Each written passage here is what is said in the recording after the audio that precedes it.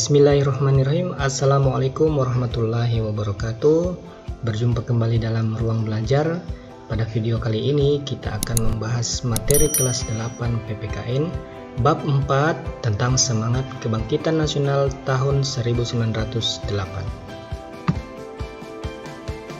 Adapun peta konsep kita yaitu yang pertama, kondisi bangsa Indonesia sebelum tahun 1908.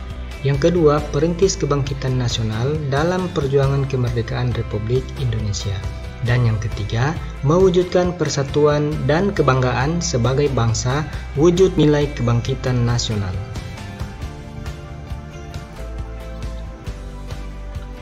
Adapun indikator pencapaian kompetensi, yaitu menguraikan kondisi bangsa Indonesia sebelum tahun 1908. Kita masuk ke pembahasan. Alasan bangsa Eropa melakukan ekspedisi wilayah. Di sini ada 3 alasan bangsa Eropa melakukan ekspedisi wilayah. Yang pertama yaitu rusaknya ekonomi Eropa akibat peperangan.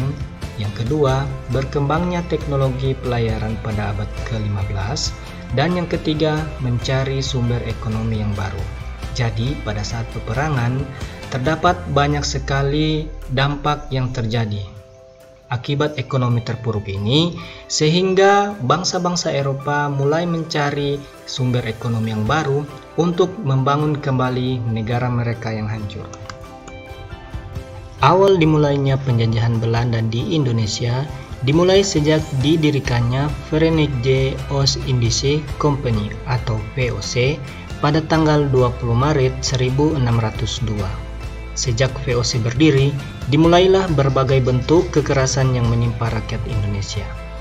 Penderitaan rakyat Indonesia terjadi dalam berbagai segi kehidupan. Di berbagai daerah, VOC melakukan tindakan dengan melaksanakan politik divide et impera atau politik adu domba, yaitu saling mengadu domba antara kerajaan yang satu dengan kerajaan yang lain atau mengadu domba di dalam kerajaan itu sendiri. Bangsa Indonesia makin menderita ketika Daendels berkuasa. Upaya kerja paksa guna membangun jalan sepanjang Pulau Jawa dari Anyer sampai Panarukan untuk kepentingan militer.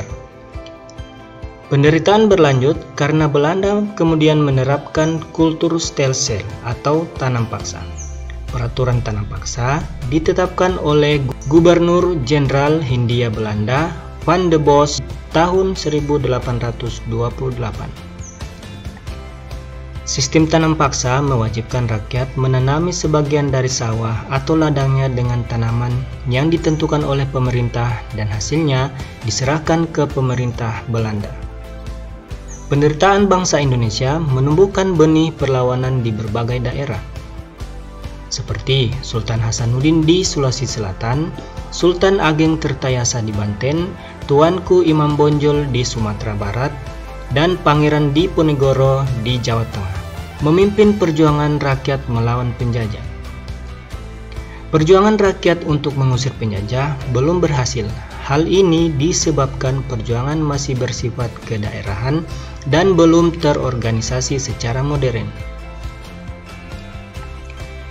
Penderitaan yang dialami bangsa Indonesia menyadarkan beberapa orang Belanda yang tinggal atau pernah tinggal di Indonesia. Di antaranya Baron van Hove, Edward Douwes Dekker, dan Mr. van Deventer. Edward Douwes Dekker terkenal dengan nama samaran Multatuli. Pernah menulis buku yang berjudul Max Havelaar pada tahun 1860.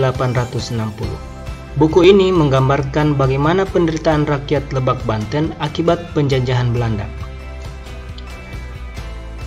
Kemudian, Mr. van Deventer mengusulkan agar pemerintah Belanda menerapkan politik balas budi. Politik balas budi terdiri dari 3 program, yaitu edukasi, transmigrasi, dan irigasi. Atas desakan berbagai pihak, akhirnya pemerintah Belanda menerapkan politik balas budi. Politik balas budi bukan untuk kepentingan rakyat Indonesia, melainkan untuk kepentingan pemerintah Belanda.